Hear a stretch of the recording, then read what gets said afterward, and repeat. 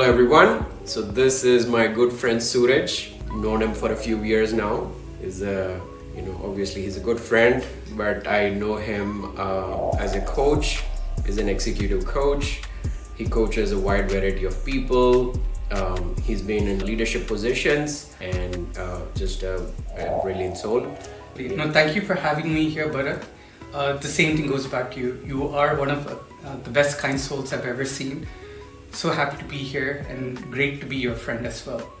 I've been in leadership positions in the past, and what really drives me is helping people.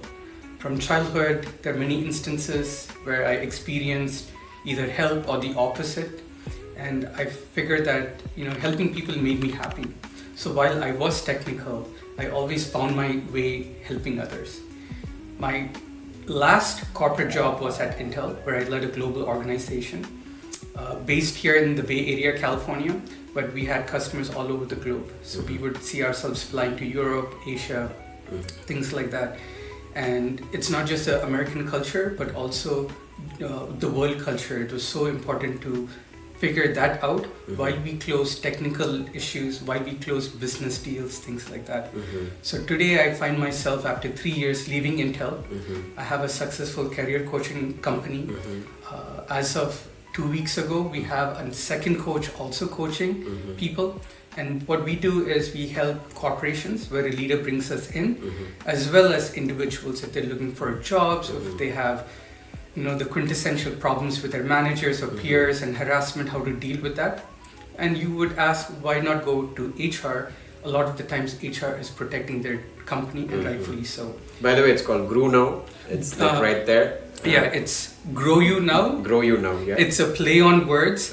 And I wanted to use the word GROU, but that website was already taken and it would have cost me $250,000. As a bootstrapped a small business owner, I had to be practical and pragmatic about choosing the company name. So Grow You Now. Grow You Now. So I think it's a nice ring to it. People like, how do you say that? And that itself is fun. Okay. But that's where we are at. Yeah. You also wrote a book recently. Oh my goodness. Yeah. It's called Hurry Up Slowly. This has been blood, sweat and tears, not just over the last 1 year, but over the 4 decades that I've lived on this planet.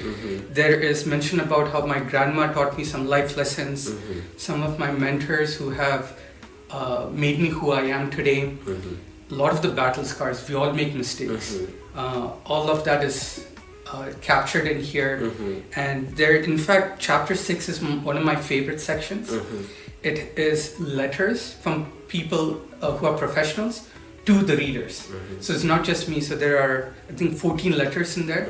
So chapter 6 is one of my favorite ones. It's letters for us, by us, for us, kind of a thing. So for this interview, this is basically meant for junior and mid-level engineers, ICs, and we're going to mostly focus on my audience. Actually, I'm being selfish, but Suraj's been kind to do that actually. But basically, we're going to do a bit of role play. I'm going to pretend like I'm a junior mid-level guy. I'm basically a DBA who has like 3-4 years experience. The conversation is going to be about like how to navigate my career, and we're going to be talking about some of the obstacles that I have, or basically challenges. The first thing is so I've been working for about 4 years as a DBA, mostly work on Oracle databases.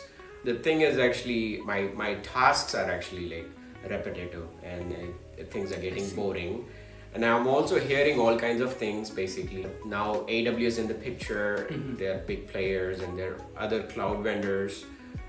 Azure is from Microsoft. They're doing well as well, and people are not just using Oracle anymore. In a decade ago, Oracle was a big deal, of course, but now things are changing actually, and because of that, and even the way things are happening around Oracle, right? It's not done the same way anymore. So what that does to me is I'm actually now scared of my future, because I got trained as a DBA, and I actually have a few years of experience. This experience is wonderful, but like the tasks can get repetitive, but then I don't know where to go from here. Um, yeah. Yeah, So first of all, it can be scary, but it need not be scary. So I want your viewers to absolutely know that what they're feeling is real, but there are many steps they can take in order to get past those fears and actually, more importantly, get the outcomes that they want. So that's why we're going to talk about some of those details. You're absolutely right. In fact, when I was at Intel, I took over an organization that's already using Oracle for its learning management system. Our license annual fee was $1 million. At Intel, there were give or take 20 business units. Each had their own learning management system because different product lines. So you can imagine how much Intel as a company was spending on learning management system. So we had a 6 to 12 month long period where we transitioned out of Oracle. What we ended up going with was a company in, I believe, based in Italy called Docebo. Combined all 20 business units put together, less than 700K for all of us combined. Okay. All the bells and whistles, modern platform, modern user interface for the administrators, users, what have you.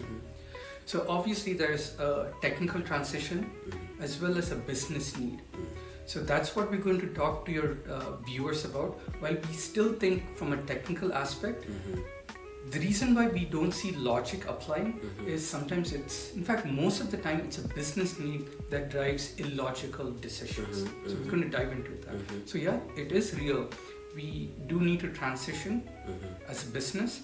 And I think what I'm seeing today, Oracle has been pivoting smartly, and I think they are coming back. Yeah, they're doing very well actually. They're doing very well. I don't know what they're doing actually, but the stock is now up again. They're learning. They're also, their OCI is actually, I think they're delivering in that front as well. Yeah. But like just to summarize, you're saying, basically to use whatever platform, a learning management platform, and then like start learning new skills is what you're saying. How do you approach, like me, should I just pick a direction and then just like start exploring? What do you have? Do you have any inputs on that actually? Very good question. Let's get into the details. So being random is not going to be helpful, obviously, right? Very quick analogy. When you're playing soccer, you don't go to where the ball is. You need to go to where the ball is going to go. So if you think about really young kids, when they play soccer, they all crowd around the ball, and suddenly the ball comes out of this group of kids. You get the ball and they can go and score. I feel technically people do a lot about that, and they replicate that with themselves, learning, taking courses and what have you. Let us see from the business angle, like what's happening today.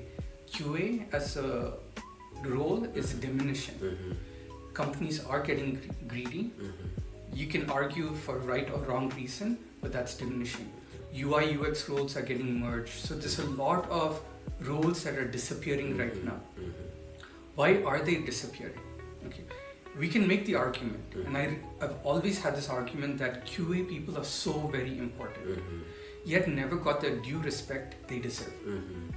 So now, even worse, their role is diminishing. So what I see, what managers are struggling with are their engineers who despise doing QA work. So I'll give you an example of one of my clients. They are a QA engineer, but they have no choice but to skill up and become an engineer. But they don't want to be a designer. So the way we're positioning that person is, they go in as a designer, but they're letting the manager know, you have issues where your engineers don't want to do QA work. My split can be 60 to 80% QA and the rest engineering. While now your engineers have an opportunity to be 60 to 80% engineering and the remaining QA. So the engineering manager has never thought of this angle before, but now they can solve their problem because you have actually sowed that seed. So while you are trying to go and figure out what you want to do, see it from the hiring manager's lens, where their need is. And if you can position your story as a solution for their need, that's where the exceptions will be made.